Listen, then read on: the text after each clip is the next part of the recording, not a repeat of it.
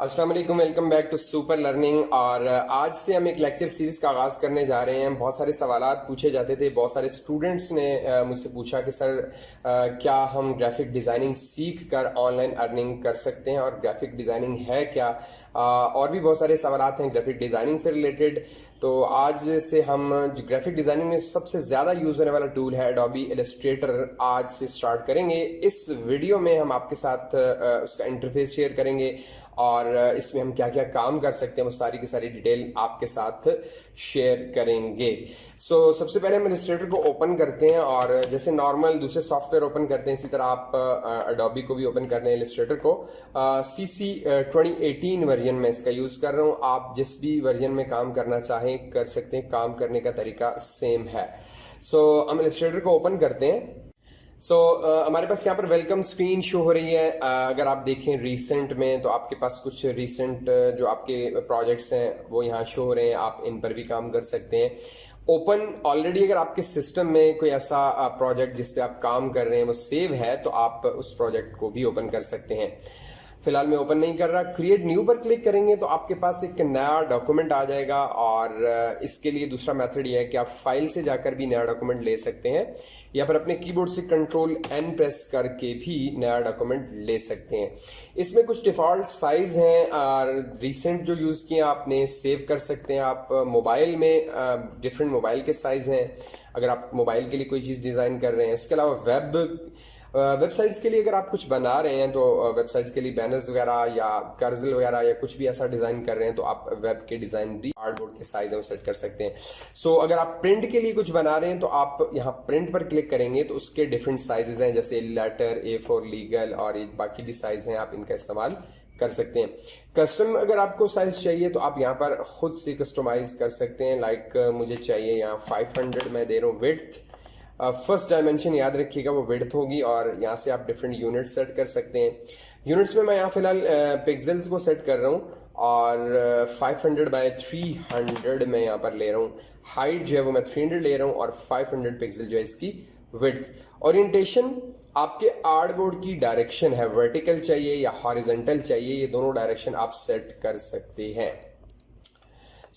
अभी फिलहाल मैं इसे हॉरिजॉन्टल ही रहने देता हूँ। और आर्टबोर्ड कितने चाहिए आपको, ये जो साइज आपने दिया है इस साइज के अगर एक से ज्यादा आर्टबोर्ड चाहिए तो आप 2 पर क्लिक करेंगे तो 2 आर्टबोर्ड शो हो जाएंगे, 3 पर क्लिक करेंगे तो 3 जो शो हो जाएंगे।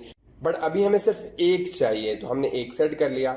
ब्लीड प्रिंटिंग के पर्पस के लिए यूज होता है, मैं आगे चल के डिटेल में समझाऊंगा। अभी अगर समझाया तो कुछ ऐसे व्यूअर्स भी हैं या कुछ ऐसे फॉलोअर्स भी हैं जो बिल्कुल बिगिनर्स हैं, तो अभी फिलहाल ब्लीड को डिस्कस नहीं करूंगा, आगे की वीडियोस में इंशाल्लाह ब्लीड आपसे डिस्कस करूंगा।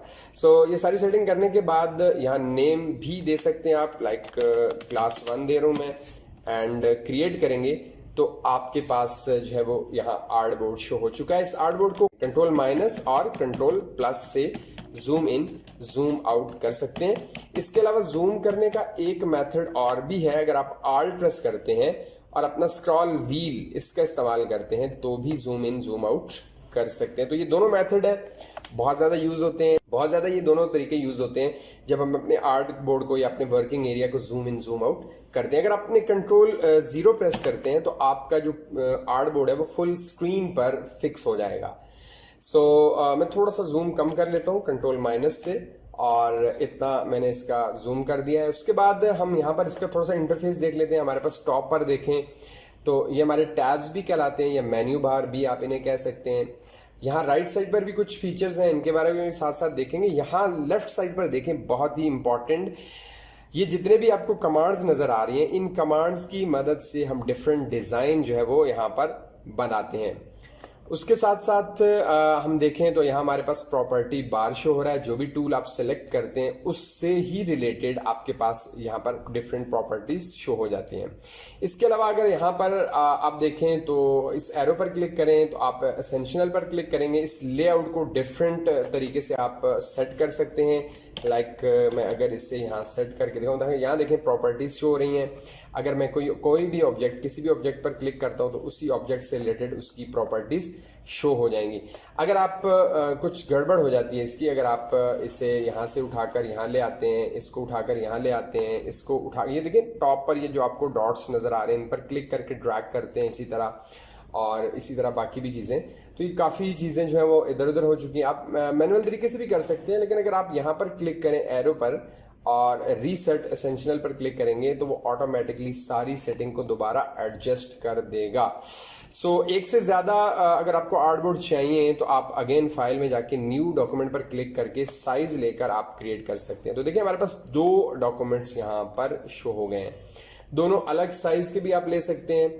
इसके बाद अगर बात की जाए एक ही जगह पर 2 आर्टबोर्ड चाहिए तो मैं इसे क्लोज कर देता हूं, दोबारा नया डॉक्यूमेंट लिया और यहां पर देखें 1 शो हो रहा है, तो अगर मैं 2 करूं तो सेम साइज के 2 आर्टबोर्ड ये हमें दे देगा। देखें एक यहां पर शो हो रहा है और एक यहां, जूम थोड़ा सा कम करके दिखाऊं तो एक ही साइज के 2 आर्टबोर्ड हमें शो कर रहा है। फिलहाल हमें ये आर्टबोर्ड नहीं चाहिए।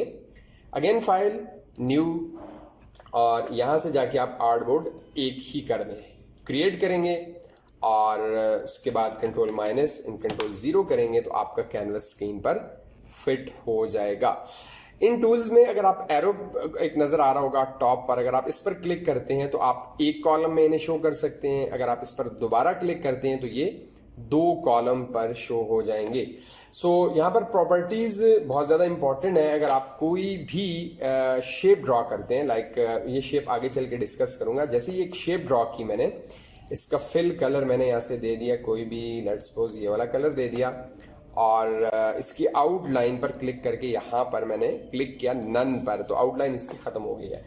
अब इस ऑब्जेक्ट से रिलेटेड, क्योंकि ये ऑब्जेक्ट सिलेक्ट है, इस ऑब्जेक्ट से रिलेटेड आपके पास यहाँ पर एक्स एक्सिस और वाई एक्सिस पोजीशन शो हो रही हैं। जैसे ही आप ऊपर मूव करेंगे तो यहाँ पर देखिए पोजीशन ऑटोमेटिकली वाई एक्सिस और एक्स एक्सिस पर चेंज हो रही हैं। तो इस तरह आप इसकी पोजीशंस को भी चेंज कर सकते हैं। विड्थ हाइट की बात करें तो यहाँ से आप इस ऑब्जेक्ट की विड्थ हाइट सेट कर सकते हैं। लेट्स सपोज मुझे 200 बाय 200 चाहिए, इंटर किया तो मुझे 200 बाई 200 पिक्सल का इसने साइज दे दिया है।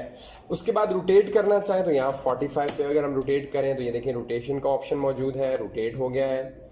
और यहाँ फिल का ऑप्शन है, आप इस पर भी क्लिक करके फिल कर सकते हैं और फिल के लिए आप यहाँ डबल क्लिक करके भी फिल कर सकते हैं।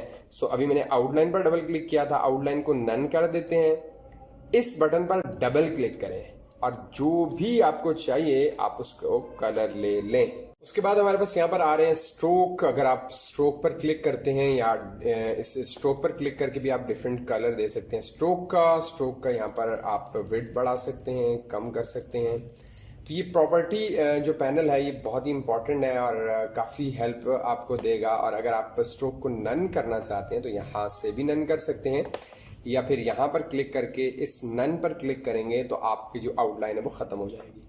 उसके बाद आती है हमारे पास ओपेसिटी। आप इस ऑब्जेक्ट की ओपेसिटी को कम कर सकते हैं यहाँ से। अगर आप क्लिक करके लेफ्ट साइड पर ड्रैग करेंगे तो आप इस ऑब्जेक्ट की ओपेसिटी को कम कर सकते हैं। ये काफ़ी इंपॉर्टेंट है। इसके अलावा यहाँ पर बहुत सारे इफेक्ट्स भी हैं। ये जो आपको यहाँ पर एफएक्स लिखा हुआ नज़र आ रहा है, बहुत सारे इफेक्ट्स हैं, ये भी हम डिस्कस करेंगे साथ साथ। आज की क्लास में इतना ही। इंशाल्लाह नेक्स्ट वीडियो में हम मज़ीद इंटरेस्टिंग चीज़ें आपके लिए लेकर आएंगे। अगर वीडियो अच्छी लगे तो लाइक ज़रूर कर दें और वीडियो से रिलेटेड कोई भी क्वेश्चन है तो कमेंट सेक्शन में पूछें। इंशाल्लाह नेक्स्ट वीडियो में मिलेंगे। अल्लाह हाफ़िज़, अस्सलामु अलैकुम।